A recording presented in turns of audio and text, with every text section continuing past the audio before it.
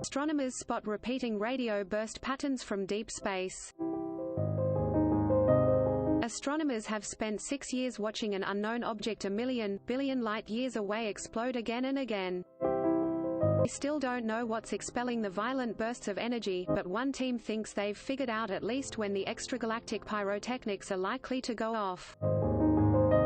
If they're right, the object will be shooting out flares all summer long, potentially providing a string of new hints to one of the greatest mysteries in modern astronomy. Every pulse is telling you something new, says Kaustuv Rajwade, an astronomer at the University of Manchester in the UK who helped uncover the new pattern. If we had stopped at 10 pulses, we wouldn't have seen this. In the late 2000s and early 2010s, astronomers began to notice flashes of radio waves dotting the sky. Each speck marked a potentially catastrophic outpouring of energy on par with what the Sun produces over decades, but compressed into a few thousandths of a second. Whatever was causing the fast radio bursts, FRBs, as they came to be called, must be some of the universe's most dramatic explosions.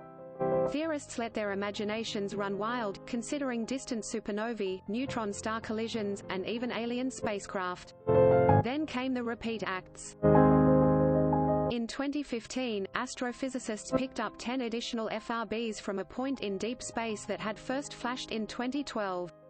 That object, whatever it was, had apparently survived to burst again. Radio telescopes racked up dozens, and then hundreds of detections from this prolific emitter.